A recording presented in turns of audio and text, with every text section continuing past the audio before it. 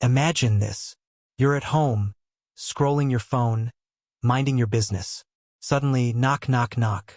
It's your neighbor, furious. Her Wi-Fi isn't working. She demands your password. You politely say, "Sorry, no." But instead of accepting that, she calls you selfish, and here's the kicker.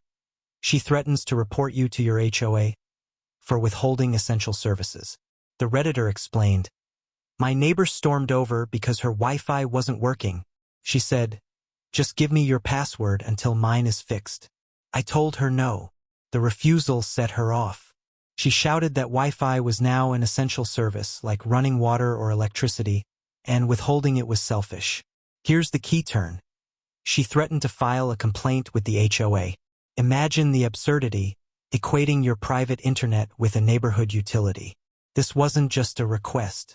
It was an attempt to use authority and fear to get what she wanted. Some laughed. Rename your Wi-Fi to pay your own bill. Problem solved. Others were serious. Don't you dare share your network. That's your personal security at stake. But then came the deeper debate. Is internet a utility? Should neighbors help each other when services fail?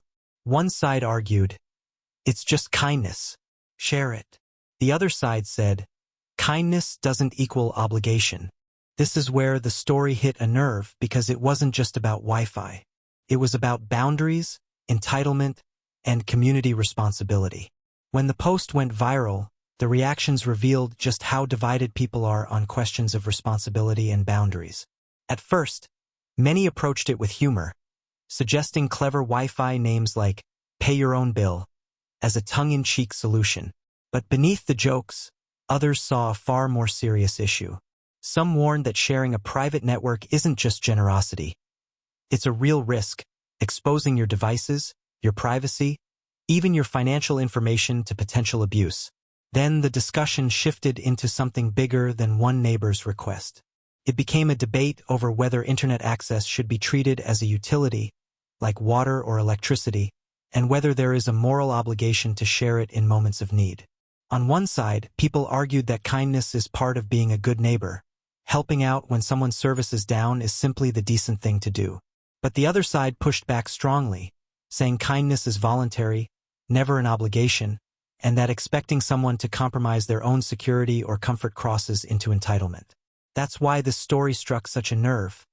It wasn't really about Wi-Fi at all. It was about where we draw the line between generosity and obligation, about how much responsibility we owe to the people living around us, and about whether communities today are built on trust and mutual support, or on demands and expectations that erode both. Legally, this case is simple. Wi-Fi is not considered a public utility. It's not like water or gas. It's a private service you contract and pay for. The HOA has zero authority to demand you share it. Sharing isn't just inconvenient. It's dangerous. If a neighbor downloads something illegal, it's your IP address that gets flagged. If your bank login is hacked, you bear the risk. And yet, HOAs have a long history of pushing boundaries, forcing people to remove holiday lights, banning vegetable gardens, even fining people for small cracks in their driveway. So the fear was real. What if the HOA sided with the neighbor? Why do people act this way? Psychologists call it entitlement bias. When some individuals live in communities with shared rules, they begin to blur the line between shared spaces and private property. Her logic: we share the park, we share the pool. Why not share the internet?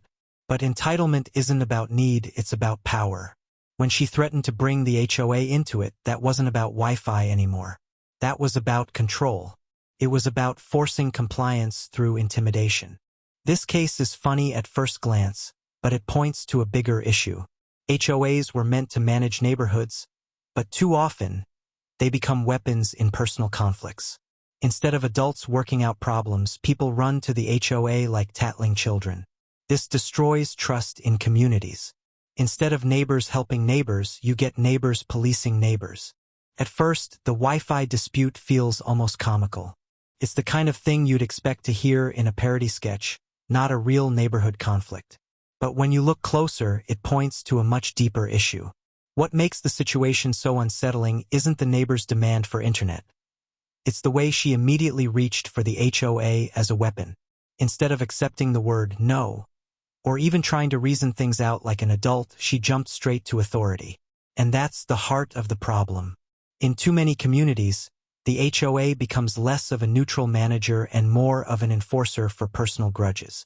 Neighbors stop knocking on each other's doors to talk. They stop finding compromises. They stop giving each other the benefit of the doubt. Instead, they treat the HOA like a referee they can run to every time something doesn't go their way. It's playground behavior, grown adults tattling on each other like children. The cost of that kind of culture is trust. When a neighborhood becomes a place where every small disagreement turns into a formal complaint, people stop seeing their neighbors as people. They start to see them as threats. Instead of waving hello, they wonder if the person across the street is secretly documenting how long their trash bins sat out. Instead of asking for help, they stay guarded because help might be repaid with a fine or a violation notice. Slowly, what should feel like a supportive community begins to feel like a surveillance zone. That's why this Wi-Fi story resonates so strongly. The argument wasn't really about internet at all. It was about control, about power, and about the erosion of basic neighborly trust. One person didn't get what they wanted, so they tried to use an institution to force compliance. And when that kind of thinking spreads, you don't get neighbors supporting each other, you get neighbors policing each other. A place that should feel like home starts to feel like hostile territory. In the end, the neighbor never got the password, and the HOA didn't take her side. Because legally, Wi-Fi isn't a utility and no one can be forced to share it. But what lingered was something bigger than a Wi-Fi fight. It was a reminder of how fragile trust in communities can be. One small conflict turned into threats, complaints, and suspicion. Instead of neighbors supporting each other, they became opponents. The lesson? Boundaries matter, and so does respect. Kindness is a choice, never an obligation. And when authority is used as a weapon, communities lose the very thing that makes them worth living in: trust.